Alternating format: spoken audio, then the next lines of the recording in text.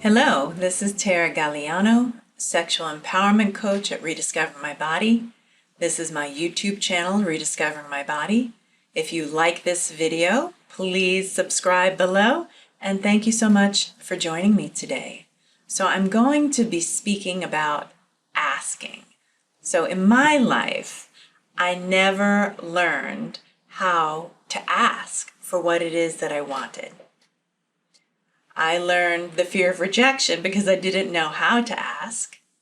I learned whining, complaining, manipulation, demanding, but asking and allowing the other person to respond in time, in grace, with ease, was a foreign skill to me. And so I'm sorry to my former husband and everyone else I've been in relationship with. Mea culpa. So I never learned how, when, and with whom to ask. And I think that's true for so many of us as women, and especially when it comes to the topic of sex and sexuality. So let's bookmark sex and sexuality now that I've got your attention. We'll get back to that. And what I learned is that I need to actually trust the wisdom of my body in order to know how to assess a situation. And so then I know how to ask, whom to ask, and when to ask. And how to ask, I'm learning how to be more skillful with others as I become more compassionate with myself. And that's a true thing.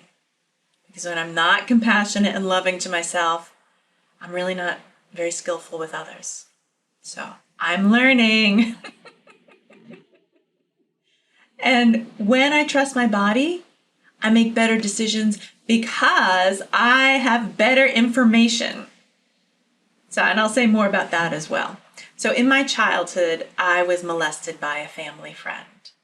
And I bring that up because that was a distinct demarcation in my life and a disconnection with myself.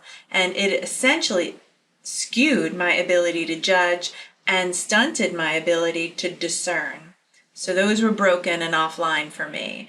And so from that molestation, I learned that sex was dangerous, that it wasn't safe, and that there was no language to express desire. And I followed that erotic template wherever it led me and became a victim of my desires because I made poor choices that didn't serve me. I wasn't assessing appropriately and measuring if this person would be a good partner, if they were safe, if they had the capacity to hold me in all of who I am. And I ignored the information that my body was giving me and telling me about that information because instead I was seduced by the story that my mind was telling me about this person.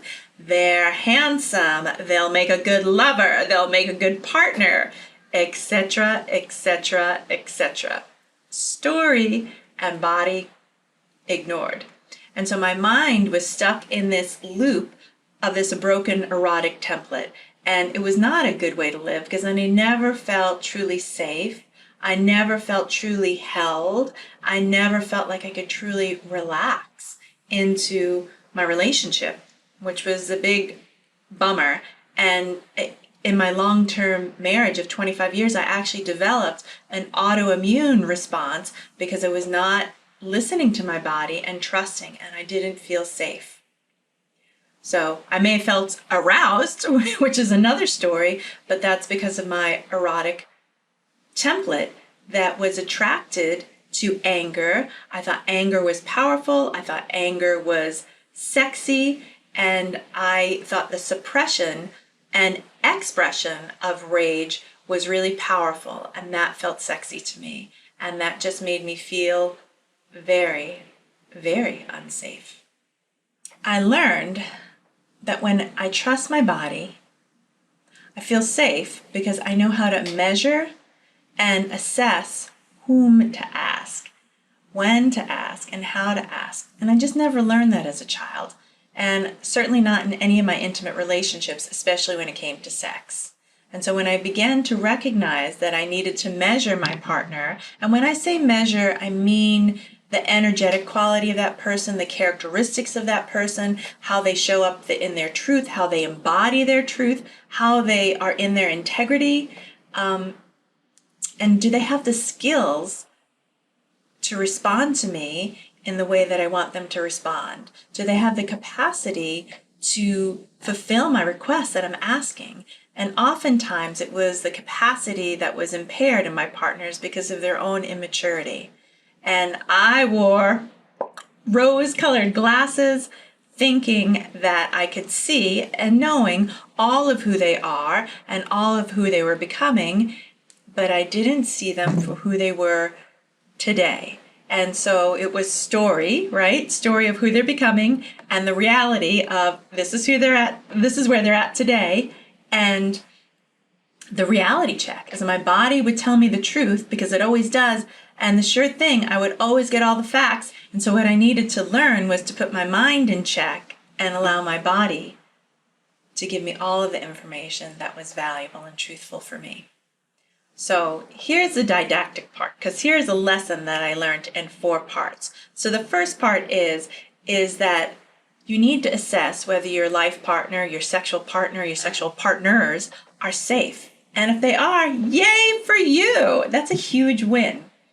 And if you don't know if they are safe psychologically, emotionally, spiritually, in addition to sexually, then you need to clarify that for yourself. So check in with your body, feel the sensations, what is true for you. That's number 1. Essentially, can you ask your partner for what it is that you want? And potentially, can they give it to you? That's your assessment. That's number 1. Number 2 is to set up the expectation that this is a positive experience. And that's powerful. So for example, when you go to the store and you order a latte, you expect to get a latte.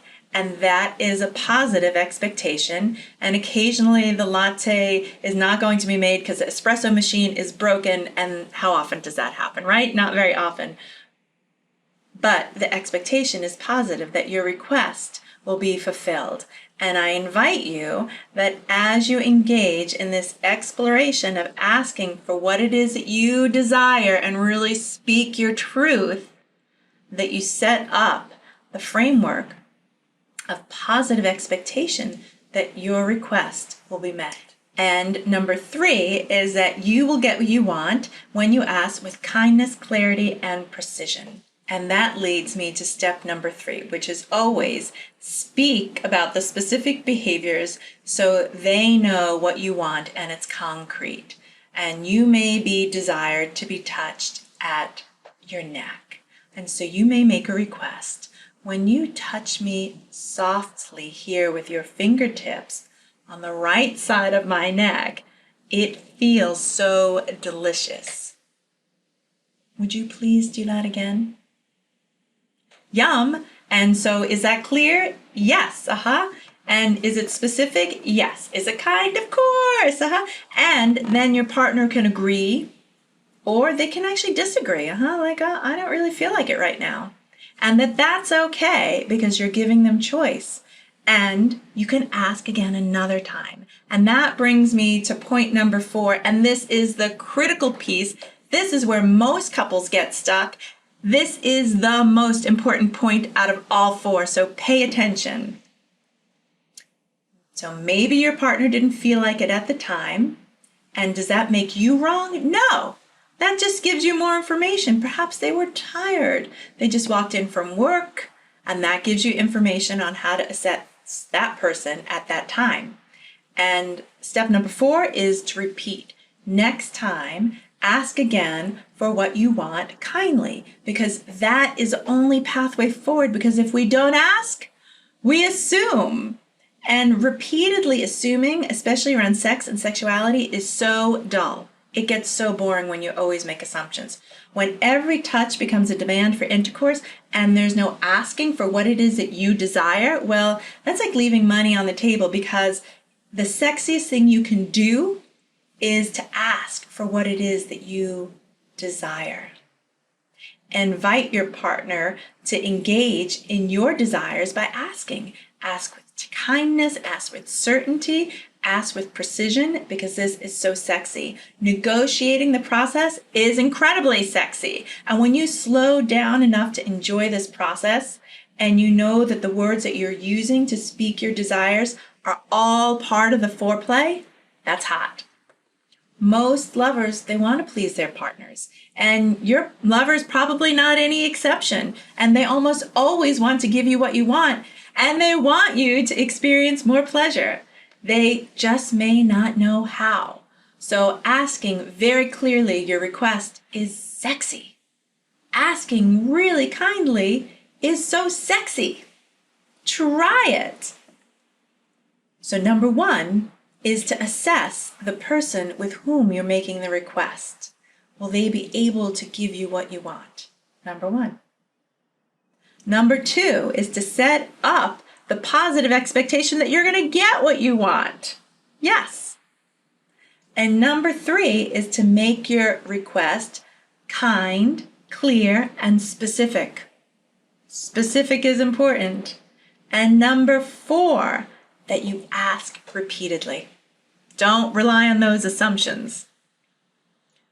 Thank you so much for joining me today. If you enjoyed this video today, I invite you to like my YouTube channel and like this video, and you can find out more information about me and my work on my website, rediscovermybody.com. Much love to you.